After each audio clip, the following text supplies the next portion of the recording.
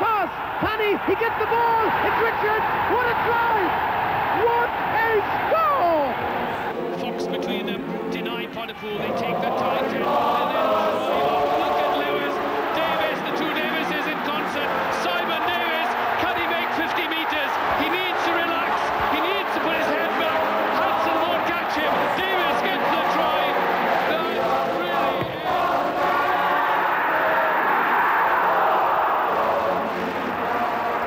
The crossbar! Overthrown!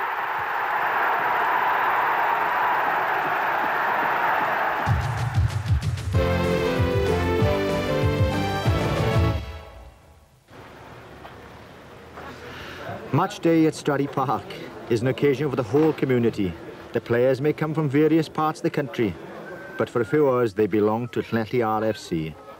The demand for success is intense. Failure and defeat are not words that are heard that often at Stradey Park. Home of the club for over 100 years, it is a very Welsh club where the Welsh language is heard passionately supporting the Scarlets. I don't suppose the thought of the players approaching the game at Stradey has changed much down the years.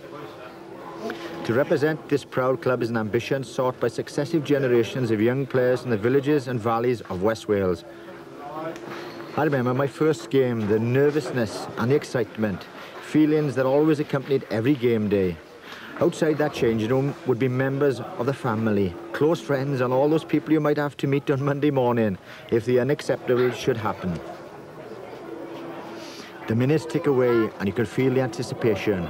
Like today's youngsters, it was an always ambition of mine to put on that scarlet jersey. I had my heroes and no doubt they're theirs. I doubt whether there are many places in the world which care more about the game and his club as does Llanelli.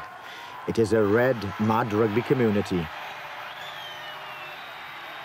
That time has arrived. The last few words of advice and encouragement are still ringing in the ears. It is match time at Stradey. Cameras are recording, pens have started writing.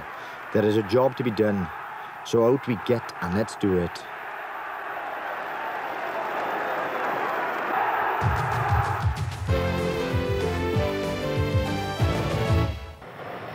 Llanelli owes everything to steel. Ironically, it was an English industrialist, John Henry Rogers, who was not only responsible for the growth of the town's main industry, but also the introduction of rugby football. He was the club's first captain, though he never played. As the furnace attracted more people and the world bought Llanelli's tin, the town's prosperity dominated the West Wales economy. The town became the area's main centre of population. The availability of coal and easy shipment from the local dock guaranteed Llanelli's role as the main industrial centre for decades. Civic buildings, parks and shopping centres established Llanelli as the focal point of the whole area. A Saturday trip to Llanelli was an excuse for shopping and a reason for going down the road to Stradey Park. Established in 1875, this is the earliest photograph of the pioneer teams. Fred Margaret's Llanelli played in blue, and a few years later he captained the club to their first ever South Wales Challenge Cup. Unbeaten at home, the 1888 side also beat the Maoris at Stradey, the club's first overseas visitors. South Africa defeated Llanelli in 1906, but 2 years later, Who Beat the Wallabies became an added verse of Sospen Vach, as Australia were defeated by 8 points to 3. South Africa and New Zealand lowered the Llanelli colours, but in 1927 the visitors were Australia. Llanelli lost, but shouldn't have. Rhys Thomas played in that game. The captain was a Wallace, a Scotsman, which had emigrated to Australia, and he was their star wing. Well, within 10 minutes he'd scored 2 tries. So Albert Jenkins told me, hey, go watch him, you know what I mean? So Albert was a good general, he knew what to do. So I go, well, not out to watch him, I was watching him. He never scored after mine. Anyway, we scored 14 points to their 6. And we could have beaten him, you see. But according to people, you know, where they know everything, the manager went on about half time and said, for goodness sake, do something. And they did, they knocked our full back out. That was my first cousin Ewart. And the biggest mistake of all, our captain then put our youngest forward to play full back, Bryn Evans, unfortunately. And the first ball, they kicked it to him. Kicked it, dropped it between his legs. and gave them 5 points. So after that, they ran away with us. And in the end, it was 24 points to 14. A real good match. A real good match. The legendary Albert Jenkins was one of 6 Llanelli players to be capped by Wales in the mid-20s. Albert was a very, very shy bloke. Didn't want to mix. And they say that he was drinking quite a lot, which was not true.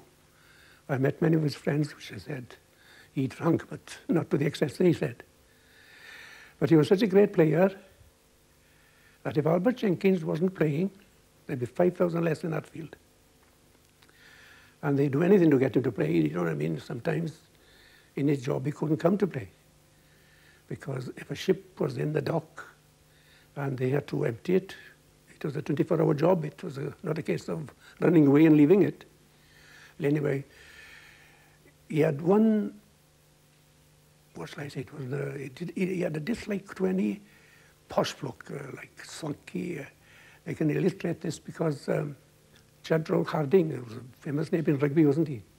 Well, he was sent for a trial here. He came down for a trial when he was very young. No, Albert didn't like that type of bloke, collegian or anything like that. He had to be a worker. Anyway, Roe Harding came down here for a trial. And it's the only time Albert gave him the ball when there was about 6 waiting for him. Make sure that he didn't play anymore for Llanelli. And he didn't. He went to play for Swansea. Apart from that, Albert was a gentleman. But he could play rugby. Another legend, Ivor Jones, captained Llanelli against the Waratahs in 1927, South Africa in 1931, and was also skipper in 1935 when New Zealand returned. In the drizzle, Jack Manchester's All Blacks secured victory against Llanelli with a brilliant try by Sadler. Ivor Jones scored but was called back. Llanelli could have won in a tremendously thrilling clash enjoyed by all. Thing that I was disappointing was really I was captain the year the Australians were due to come here. And I'd been to South Africa and I got fairly badly injured out there, and so I didn't really start playing, you see, until fairly late. And of course, what happened? The war broke out and the Australians turned around and went home, didn't they? And I missed that. And I did play against the All Blacks in 1935 when they beat us here. I think it was 14-6 or something like that. It was a great game, great game of rugby. New Zealand then was Straddy's last overseas visitors before war broke out again.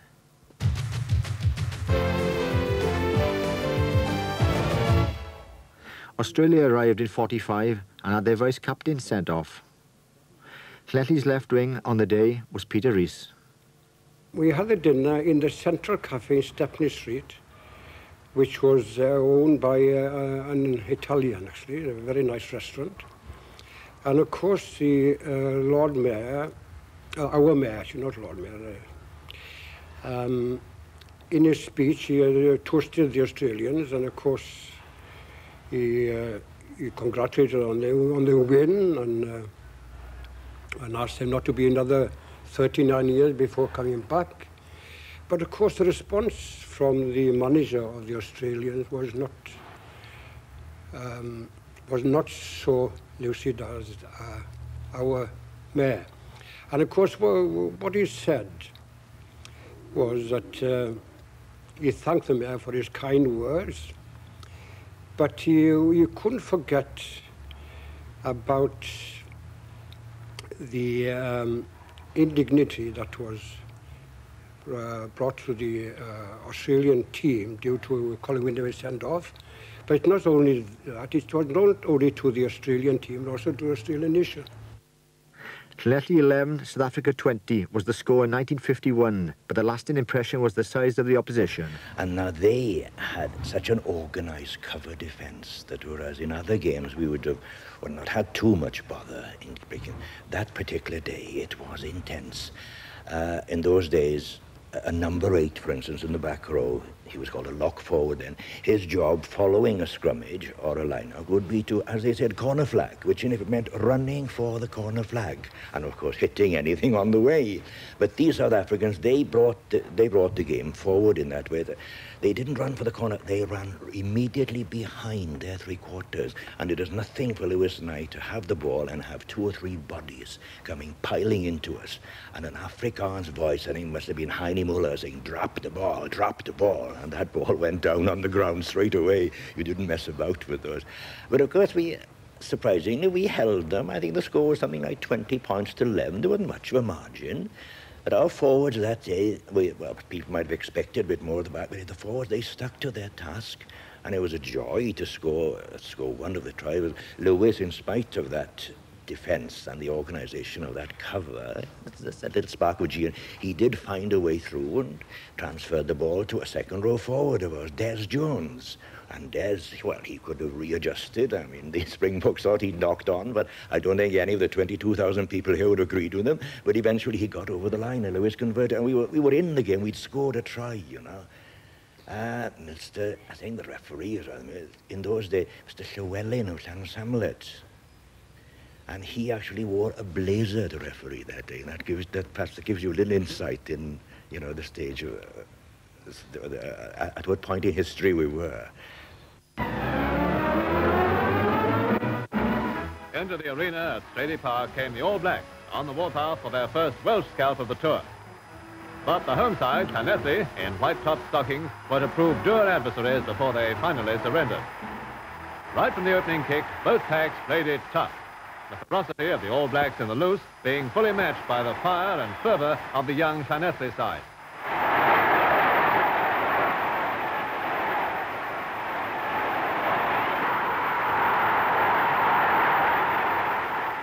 Then, after 7 minutes, Jordan kicked a penalty goal from fully 50 yards to put the tourists 3 points up. But Llanelli, already with 3 victories over past touring sides, was soon fighting back. Denzel Thomas sent Ron Thomas away on a brilliant run, and Jeff Tucker took a fine pass to touchdown.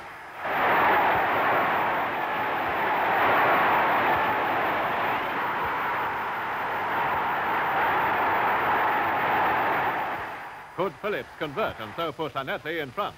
No, a difficult kick just failed.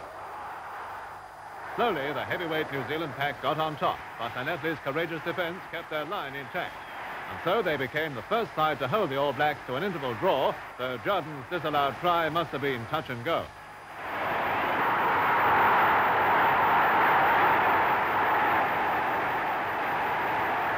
The second half, and after the tourists had taken a 3-point lead, Ron Thomas was badly shaken up.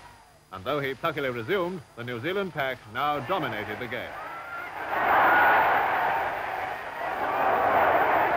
Then, in an inspired 10 minutes, Elsom scored 3 tries to give the All Blacks a well-earned victory by 17 points to 3. Well, the All Blacks turned the power on. They were a touring side and expect them to be exceptionally fit and so on. But that margin didn't appear until the last 10 minutes of the game. Up until then, it was very much in contention. Tucker was playing outside half, I remember very well, and Denzel Thomas. They both ran very, very well that day.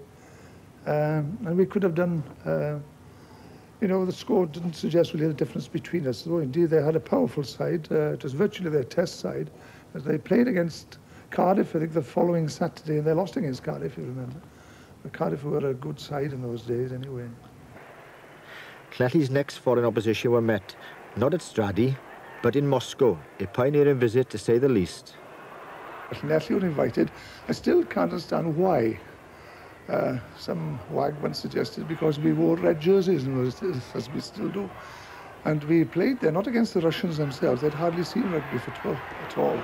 We played against Czechoslovakia, which is a national side, and Romania is a national side as well, and we were a club side. France apparently sent a team over there, but when they found that we were only a club side, they wouldn't play us. R.H. Williams captained the Llanelli team against Australia in '57, which featured Terry Davis at full-back. Well, I remember it was not a very good day. It was very windy and very wet, and we lost it mainly. I think we had a good side, but on the day we lost by about 3 points. I think my greatest memory of that day is when in the evening, I think this little stand we're standing under now was blown over in the wind. And that was a big major event in the town, I think. I came back from the 59 Lions feeling a little bit important, I suppose. And you always play one game for the club before you have a little rest. And I'd come back full of glory. And we'd played against Swansea here at Stradey. And after the game, we sort of rushed back in to change. And during those days, it was very Spartan. The dressing rooms were quite small. And you'd invariably find your shirt on the floor with stud marks all over it, you know. We had a large communal bath, which was a very rough job altogether. I'm sure that they must have had somebody, a hobbler from the steelworks, to do it at some stage. And the floor of the bath was very rough concrete. And of course, we used to be very quick. If you wanted clean water, you had to be in first. But invariably, after 3 minutes, you'd get the big 17-stoners with plenty of exuberance who'd have a dive into the bath. And of course, you'd be swilled about as if you were in a tidal wave, you know. And of course, you'd get out of the bath with no skin on your bottom. You'd be shuffled along the floor of the bath. And I was complaining bitterly, saying, this club should put some showers up, you know, because they're making plenty of money.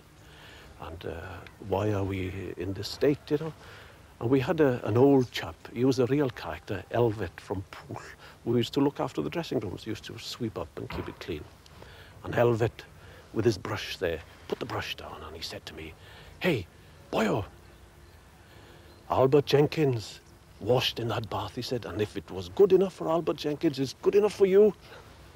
So there I was, you know, full of importance put down by this little character.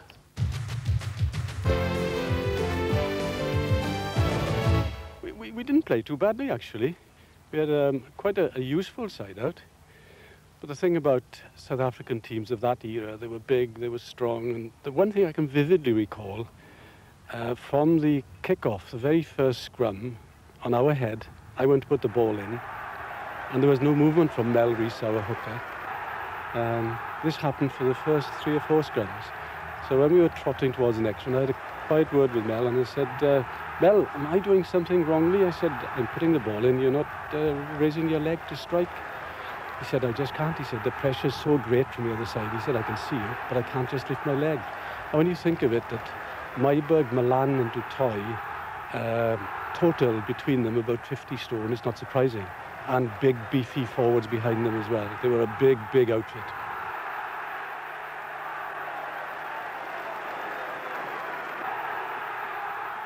I can remember running out in the field, and of course, every spot on the ground was filled, and it was just a great occasion, a tremendous occasion. The biggest thing in my life up till then, it was only superseded when I played for Wales. But I can't remember much of the game, except for the fact that we went into a surprising 11-0 lead. So 11 scored and all this, and Ian Jones was kicking well, and at half-time we were leading. The unfortunate thing then, the All Blacks put a lot of pressure on. Pressure in the words of physical pressure. We ended with 2 people off the field. Beverly Davis had to go off at outside half. He thought we were playing Cardiff. And I went to outside half from the wing, which suited me because I felt as if I wasn't too involved out on the wing. I'd never played there before. But against the All Blacks, I would have played anywhere. I played in the pack. And they were too strong for us in the second half. They came back, and they just beat in the second half.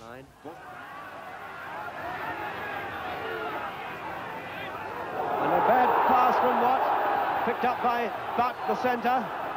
John Lewis there, fighting like mad, just outside the 25, and a rather wild pass back. Colton with it now. Ralph Colton, inside to Colin Meads. Brought down just short of the line, and it was carried over, I think. Don't think it's a try. Now here's a chance for the All Blacks. This time it's their ball.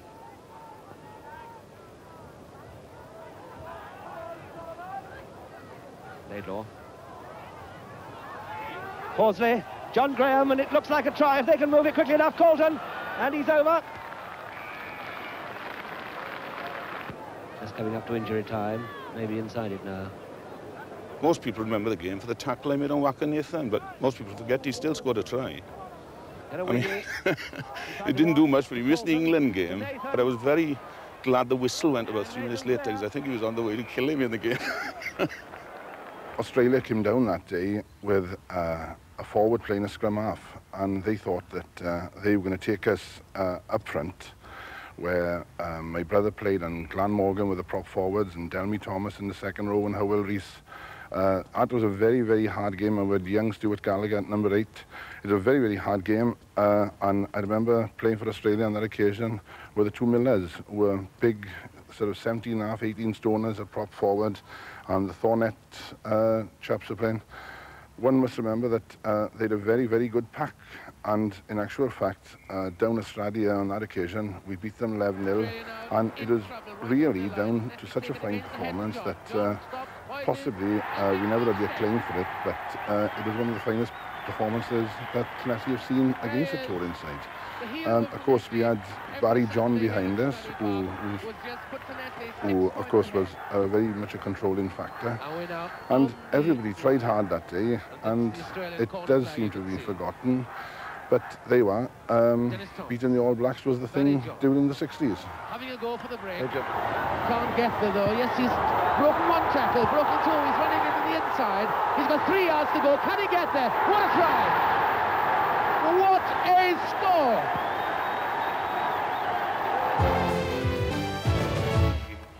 We were a little unlucky on reflection at the end. We could have won, but we were having a good season then. As you said, it was January the 20th. I think we'd lost 1 game up to then, and we were a little unlucky on the day, in as much as a selection of the Welsh side, that we lost both Delmy Thomas and Phil Bennett to the Welsh side, who were playing South Africa on the Saturday. So we lost 2 main players, plus our other main goal kicker, Andy Hale, was injured. So we went into the match without a really recognised goal kicker. And at the end of the day, that was one of the reasons that we lost the match. We scored 2 tries each. South Africa, on to their credit, that they fielded their test side, which we again didn't expect, with them playing Wales on the Saturday, but they wanted to beat Llanelli that day. So it was a very difficult game, but a very enjoyable and a very hard match. We were a running side from number 1 to number 15, and it was a try that involved a lot of players, probably 2/3 of the side. Remember the ball going back and forth across the field. Eventually came back across the right-hand side, and Hambledon Jones managed to put Alan Richards in with not long to go. A little bit too far out for the kick, unfortunately, but it was a marvellous try. It was a great supporting try. I think there was 6 or 7 mauls and rucks, and the ball was kept alive. And yes, it was one of the great tries of... He gets the ball! It's Richards! What a try! What a score! In all my days of rugby, I've never ever seen anything like that. Oh my goodness. My time at Stradey was dominated not so much by the quality players, but by the influential guidance of the world-class coaching of Carwyn James. He outthought most opponents before battle was engaged. Now we know what we're setting out to do. The important thing is we want a fluid sort of game. We want to move this ball around as much as we possibly can. Bert, if you don't mind. When you're there in support and you know we've got a chap behind you, throw this gentle sort of a pass. The passes you throw are much too hard. People can't focus on the ball. Plenty of thrust, plenty of drive. Now, boys, we want to move their pack back and forth across the field as much as possible. Now, with a fit side, let's show this in our tactics, in our play. Concentration from beginning to end. Cut down the number of mistakes. Concentrate, concentrate, concentrate. I want 80 minutes from you, Heavy. 80 minutes of hard work. And I want to see you getting a good tackle in the first minute or 2. Right down on that ball. Hit the man hard. Then you can play your creative stuff. Think about it. That's the important thing. Every single one of you, think about it, think about it, think about it. It's a thinking game.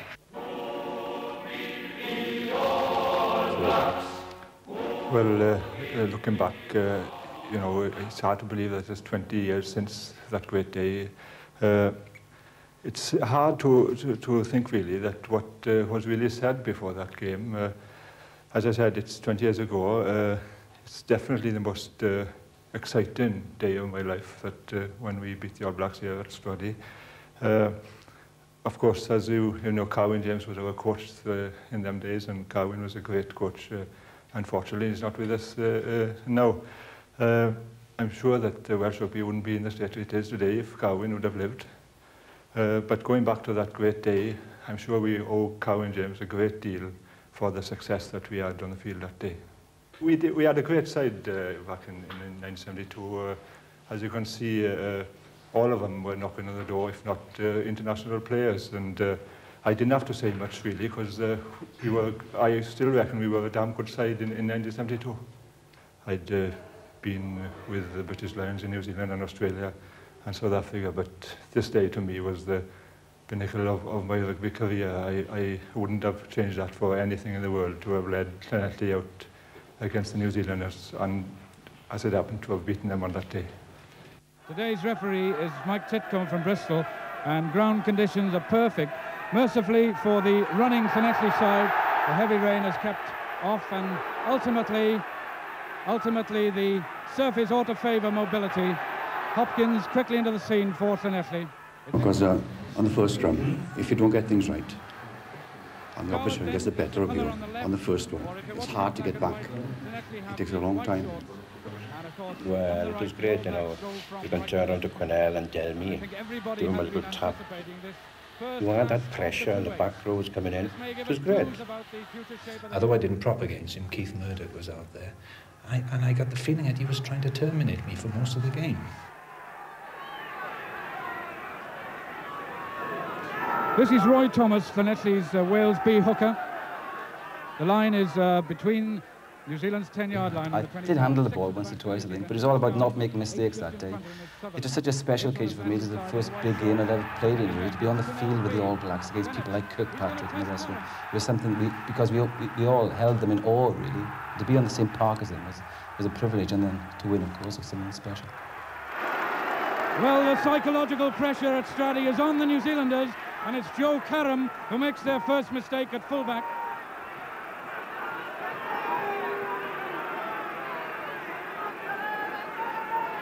A glimpse of the Llanelli front row. One is Crocker, two Roy Thomas, three Barry Llewellyn. They're the men at the sharp end. Llanelli put in inside the All Blacks 25. In the foreground on the blind side, number 14 for Llanelli is John Williams. He's opposite Hales. Kick for New Zealand for not straight. 9 for New Zealand is Colling. He's throwing it to Joe Karam. Perhaps a gesture to help him get over those early butterflies that he showed a moment ago.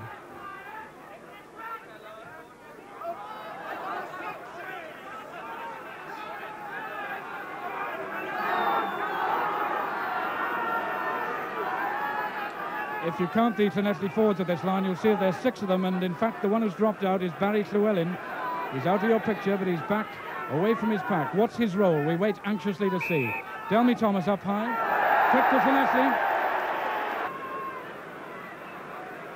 This is Philip Bennett, happily recovered from injury. There is no breeze in the air at all. That's his view of the post. The dot by the ball is the 10-yard line. Bated breath.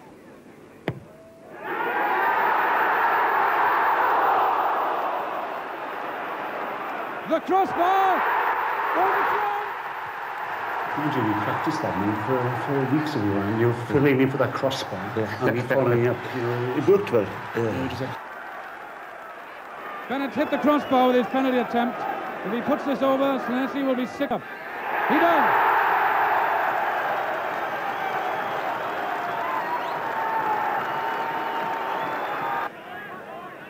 Number 7, just leaning out of the line for a moment, Ian Kirkpatrick from Poverty Bay, the All Blacks captain. The jump done by Whiting, number 5 for New Zealand.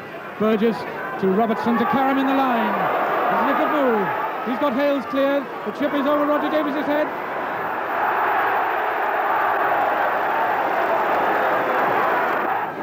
I'm interested in the figure of number 7, Ian Kirkpatrick, at this set scrum on the All Blacks 25. What can he say to his 8? How can he inspire his side to bring them out of the shadows? possibly my biggest recollection is Gareth Jenkins' 2 black eyes immediately after the game. He had quite a hammering. Probably the most physical game I'd ever played in my life. As an individual, I took a pounding as well. I think I might have been a little bit too enthusiastic for the New Zealanders early on, and they decided it wasn't going to be the case throughout the game. They paid particular attention to me on a couple of occasions, and by the end of the game I was really the worst side of a lot of bumps and bruises, I can assure you. For Llanelli at this set scrum, and he's got through a colossal amount of work. Once or twice he'd been able to do some robbing of the ball inside the mauls, which is no mean feat against the All Blacks. Hopkins kick for Hill. Oh, New Zealand in all sorts of trouble. New Zealand now with 19 minutes left have lost Brian Williams to injury. They've taken Scown out of the pack, and he's taken the right wing position. I was very keen to catch any high ball that came my way early on, and I think perhaps by more luck than judgment I did, and my game went on from there, you know, and I hope that it inspired the boys in front of me.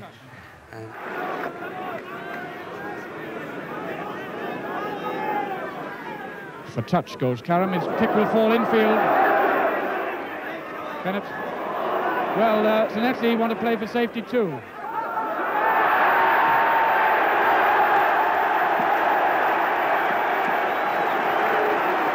That was a fine sight for the crowd here at Stradey. Then we have Hayden. The 4th man is Graham Whiting. Peter's the back, and the tap done by Sutherland. And it's the first time the Black Road really brought anything off at the end. And to kick to Llanelli, probably for handling on the ground.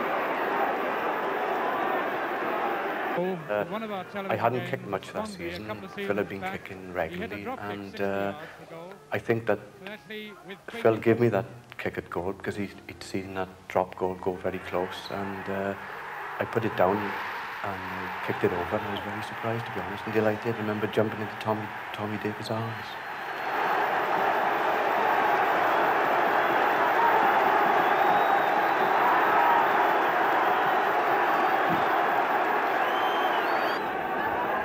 Llanelli put in on their own 10-yard line. Hopkins' kick. This is Sutherland, the big number 8. Burgess takes him. Inside to Bruce Robertson. Out to Peter Whiting. It's out to Batty. One man to beat. Llanelli must chase back. Bennett's there. Bennett has room to clear. Oh, what a great kick!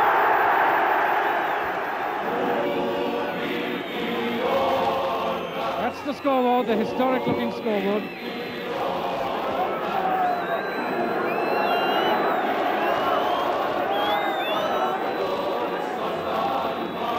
Ten yards out from Llanelli's 25. Hopkins feeds.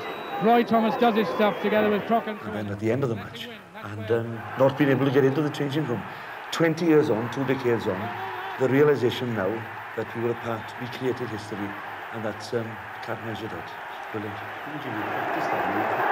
The thing I remember most of all is when the final whistle went and the crowd came on the field and somebody said, well, let's pick Delany up and carry him off.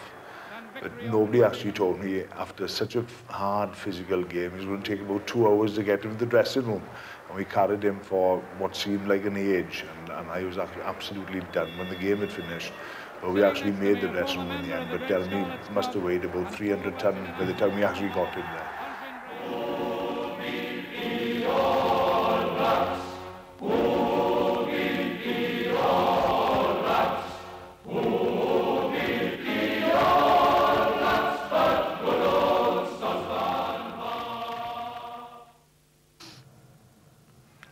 New visitors began arriving at Stradey to emphasise the game's popularity in every corner of the globe. In 1974, Tonga gave us the fright of our lives before we won 24-50. And trailing, Roger Davis.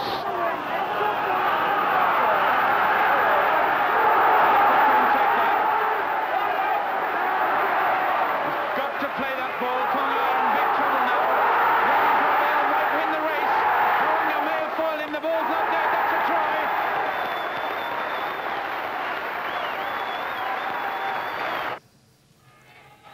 J.J. Williams scored one of his specials against Australia in 1975, and everyone, including myself, thought we'd have another victory for the record books. 28-16, with 12 minutes to go, we let it slip.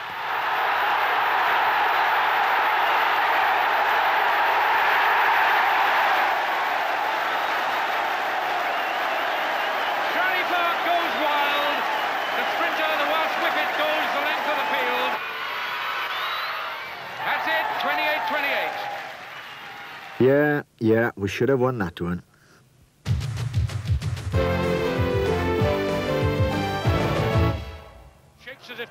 In 1980, again we let it slip, this time to New Zealand. It will be a game remembered for the Igidson incident when referee Alan Hosey sent off the New Zealand forward but diplomatically blew for no time after some persuasive chat from Ray Gravel and myself. Still, we lost. 10 for New Zealand. On the right is Taylor. Woodman's in the foreground. It's coming this way as Donaldson tries to make the break, draws the man. And my word, there may be a try. The Mr. Hosey is on the spot, and he has awarded a try. It's a try to... So the benefit of the doubt given to the attacking side. And Donaldson a second chance to feed. New Zealand midfield is coming narrow, and they misunderstood the scrum half signal. Robertson is missed by Ringer, and sets off and will score. A try for Bruce Robertson in his 98th game for... It was a terrible day, a day very much like this, to be honest. Jam-packed to the rafters, yeah. A big occasion for myself as well as the Llanelli Rugby Club and Llanelli Town. It was my first touring team that I played against. I had travelled down by train the day before from Salford. And I think it was only about my 5th or 6th game for the club. I only started playing for them back in September. And here we were in November playing Australia, you know, a fantastic experience. It wasn't much of a game, to be honest, from what I can remember. All I can remember is the fact that the conditions dictated the game as such. Gary Pearce put his boot to the ball every opportunity he got to it, and they did exactly the same. A couple of errors by them enabled us to get to score 2 tries. Terry Townley got a foot to the ball, and James Black has to be like lightning. He hasn't made it safe. Is Edward Ellis going to score? Yes! Gary Pearce has! A second try of the... In 85, Llanelli were 25 points to 0 down against new visitors Fiji. I was captain that day. It was my first touring side as captain, and it started so appallingly after all the hype, and we were expected to win. And I think they had about 3 interceptions in the first 10 minutes, and we were 25-0 down, I think, after 26 minutes. And it was totally a horrendous experience. And what we decided to do, we tried to play early on expansive rugby like them, and we were food and drink for them. So we tied it up, and we managed to sneak a try just before half-time. And we chipped away, and Alan Hopkins scored the final try right to the death. Remarkable recovery, and probably one of the best games I think I've ever played. Out of the way, the try is awarded.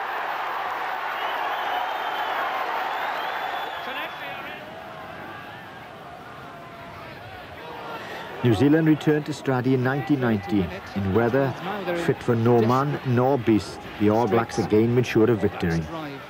Blindside. The ball just squirts out. Well, the referee has awarded a try.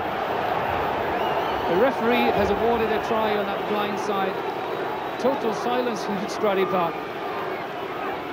It's whether it means that it'll go that far, because Shelford is poised between his flanker and the lock forward. Shelford to Deans. Gap for Deans. Can he get there?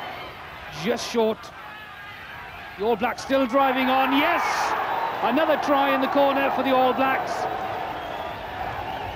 Their second of the game.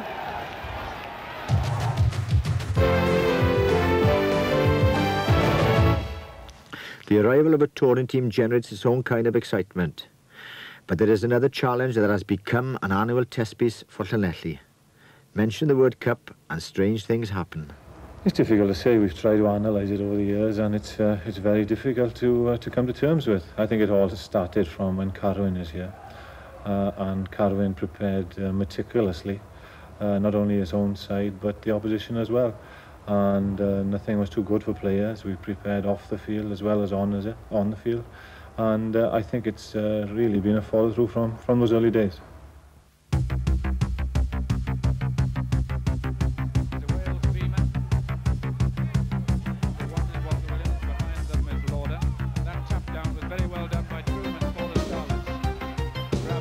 In the line, they work it to Hill. Glenn Ball chasing him. Hill's got the legs. Lauder can't quite take him. Oh, late tackle. This could be a penalty try. It is. It's a penalty try to Llanelli.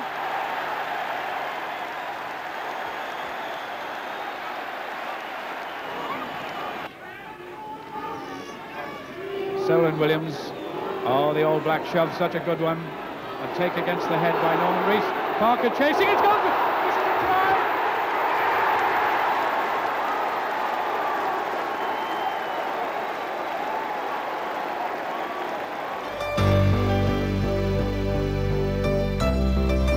Everybody was saying before the game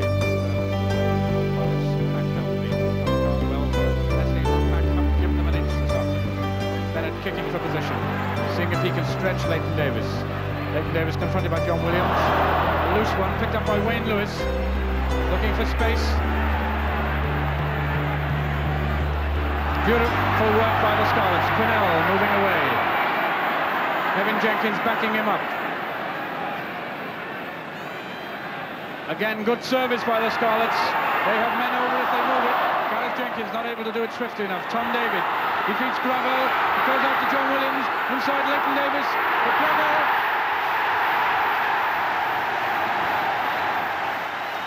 Edwards, James, Neil Williams, it reaches P.L. Jones, hands off Gravel, tries to take on 3 of the Scarlets, but they have him 20 yards from their 25. Now Cardiff need to switch with Llanelli's defence in a bit of disarray.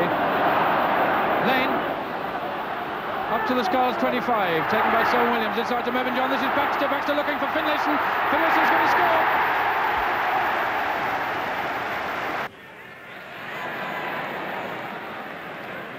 Roy Thomas takes his 3rd against the head. This is Bennett to Tom David. Roger Lane inside to John Williams. 54 points to 7 men. Leslie's commanding lead as we move well into injury time. Carl Smith still winning ball at the end of the line-out, as he's done pretty well throughout. Llanelli offside at them all. Now we must expect to see Cardiff run it. Finlayson, Mervyn John, collected by Gareth Jenkins, inside to Finlayson again, picked up by Burgess. Wayne Lewis waiting for him, inside to Kevin Jenkins.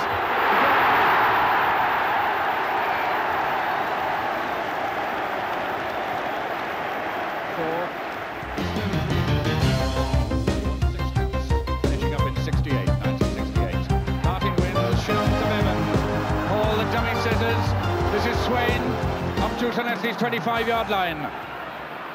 Aberrawan smuggling. The work was done by Clive Williams. This is Bevan. Still going. It may have gone forward. It's going to be a try.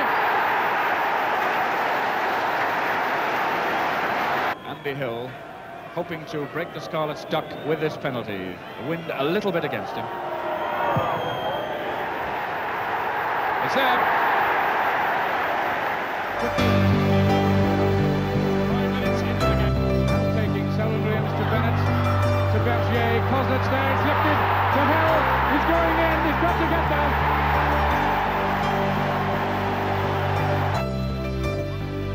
On the peel down from Kevin Jenkins, hands off Ogwyn Alexander. Sweeps it away to Gravel, who looks for Bergier. Settles for Tom David up to the 25. They're still going. Wonderful handling by the Scarlets forwards. Now they want it back. Selwyn Williams going to take the blind side into Bennett. Bennett's going in. Oh, wonderful try!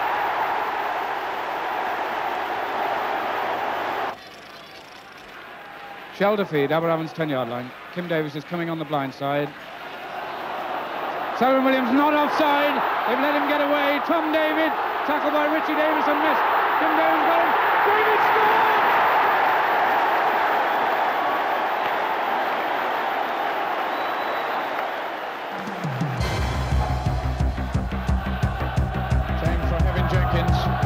Charles Thomas on the peel. Goes on Trevor Evans. David Richards takes him bravely. So does John Rees. Alan James arrives. Swansea try line's there. Sir Williams gets away. Bennett. He's going to put Gravel in. JJ crosses.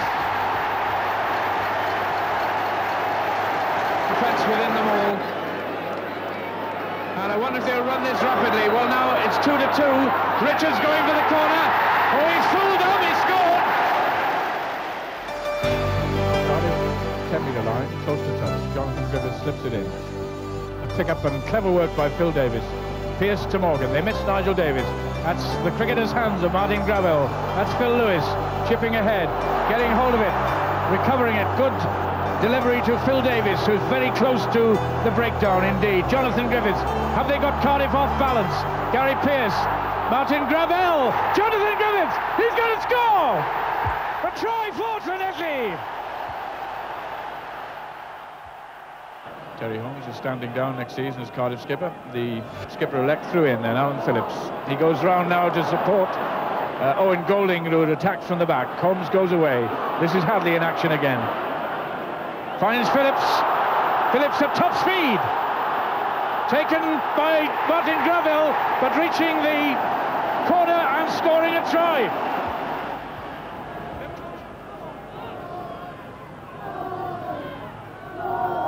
Holmes waits. Davis appears on the narrow side. Tries to get round Pickering. There isn't anything on. That's a good tackle by Pickering, who's on his feet again to take Golding out. Now Cardiff are trying to put men into space. Donovan's good break. David Evans. Caudle. Flipped ahead. It may be a try. It is. A most unusual one, but it's worth 4 points. And again, saying, let me have it first time. Give me time for a drop at goal. Griffiths slips it in. David Fox strikes. The Llanelli scrum just manages to remain tidy. Pearce drops at goal. It's just off target. It's over. A dramatic drop goal by Gary Pearce.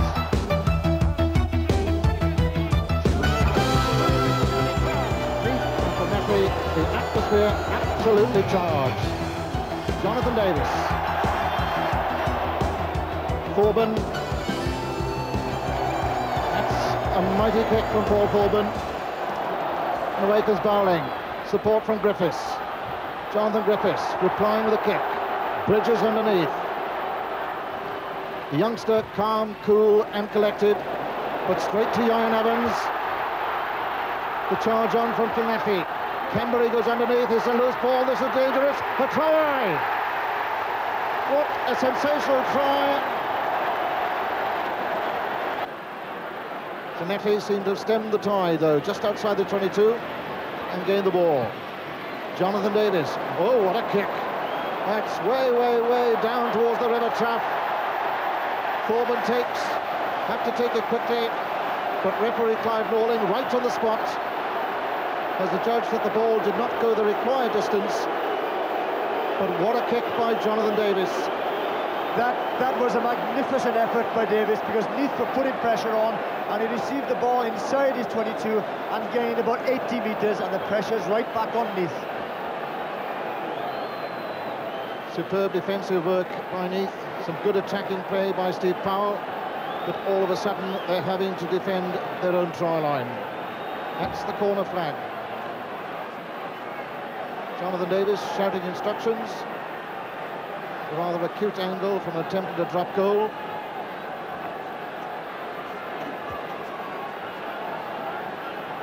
And a difficult throw for Kevin Phillips. Phillips, flat throw. At the back, it could be another try. At the back, the loose ball. The pick-up by guess who? Lawrence Delaney. His third try of the season. Season campaigners. Jonathan Griffiths with a feed. All the options open. Llanelli driving. Are they going for the pushover? Griffiths waits. The pick-up by Phil Davis. Gary Jones, who's there. Third try for Llanelli. The Scarlet supporters are on their feet all around on Ian's Park. On the short side. Bridges to Thorburn. They got men over there. Thorburn. Can he get there himself? Looking back inside is Brian Williams, the man from Dublin, takes the try. Brian Williams, the try scorer, the mobile prop. And great delight all around the Owls Park.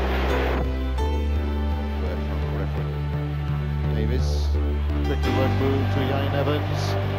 And Davis on the pick-up again. Nigel Davis to Zacharo to Cameron Davis. Cameron Davis going to the line. Meet the there in numbers. Davis checks his stride. And Llanelli will be looking for the secondary ball. And here it comes to Colin Stevenson. Nigel Davis on the far side. Can he find Ian Evans? Ian Evans going for the corner. This could be the dramatic try. Ian Evans is through. The try scored by the Welsh international. Evans over for his 16th try of the season. Llanelli claim it at least. Emil Lewis has possession and very close to the line. Yes! Llanelli guarding the fringes is the Pontypool captain though. As Moon wants to set off and find some space. Is there the support there? Yes, it is in the shape of Julian Williams, the fullback. The wing Evans will get in. Yes, Ian Evans. Oh, yes, it's a try. Some Pontypool players were pointing to the touchline. Right side of the scrum, and with the pace of Williams and Moon there, and they'll exploit that. Williams again sets up Moon, coming up is Evans on the outside, but Stevens will get in there. The Llanelli players are jumping for joy. That really was expertly done. It was again the chance then for Pontypool, and again Delaney and Fox between them deny Pontypool. They take the tight end, they then drive off. Look at Lewis, Davis, the two Davises in concert. Simon Davis, can he make 50 metres? He needs to relax, he needs to put his head back. Hudson won't catch him. Davis gets the try. That really is a fantastic response from Llanelli. Sensibly keeping the scrums apart for a second. Now it's Moon, and this time it's enough to nurse his forwards, but only offers Arwel Parry the chance to counter-attack. Perfect layback by the fullback again. The forwards have a chance here. Jonathan and Hansen again coming in from the far wing. Good running from the left winger.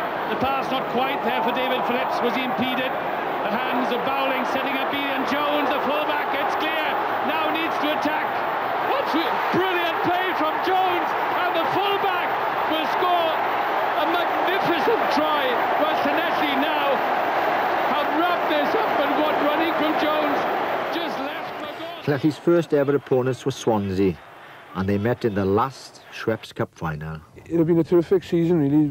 We had sort of messed up before Christmas as regards the league situation, and Swansea had obviously taken the chances and played some superb rugby. You know, Mike Ruddock had come in there, a bloke, you know, who I sort of admired as a player and now doing a terrific job as a coach. You know, came there and done a tremendous job for them. We'd gone to St Helens against them in the league as a sort of title decider, and really, I think a lot of us come off the field that day knowing full well that we hadn't sort of played to potential, and I think everybody within the club was very, very disappointed. So it was really like a dream come true to have the opportunity of going back again, as I say, to another sort of back-to-back Schweppes Cup final. It being the last Schweppes Cup final as it was, as we know it now. Obviously the sponsorship was finished, and we all felt that we had a point to prove, you know. Arnold and Phil Davis, the 2 4s, Moriarty and Copsey, the 5s. The younger of the two, perhaps the more sprightly legs, gets there first. But Stuart Davis somehow, how did he get hold of that? Well, unfortunate, the Webster should have spilled that. Moon, Nigel Davis, Ian Evans, the first chance to attack Simon Davis. So easily past him, what an opening! Oh, brilliant from Llanelli, breathtaking from Evans. Llanelli 10-metre line, and that's a change. Swansea scrum under pressure. Stuart Davis caught behind the gain line. Was that illegal use of the hand? Wayne Proctor, lovely check. Rupert Moon attacks. Anthony Clement, Moon, yes! Oh, what a blow for Swansea, what triumph for Llanelli. It was all down the other half of the field. A dummy run from Reynolds, bucket, Moriarty, intricate stuff from Swansea. Stuart Davis tackled by Ricky Evans. Robert Jones gets it into midfield. Alan Williams gets away from Stevens, weaving run from Williams. This is better from Swansea, now they can use this. Gardine Jenkins, was that the right option? Robert Jones, there are so many men over here. Alan Williams, yes! Swansea at last put it together. At last get points on the board. And could it be their revival? Static. Anthony Clement not offered any space. Indeed, they've lost that, and Moon will drop a goal. Yes! He did that on Strani, and he's done it again.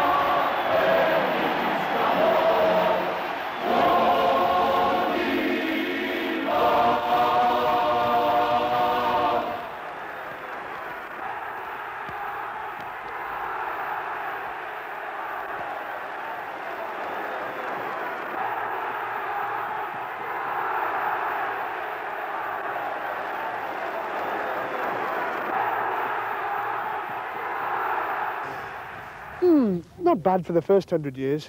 Now you've got to look forward to is the next 100 years. That'll be something. Llanelli Club Video, 100 years, part 2.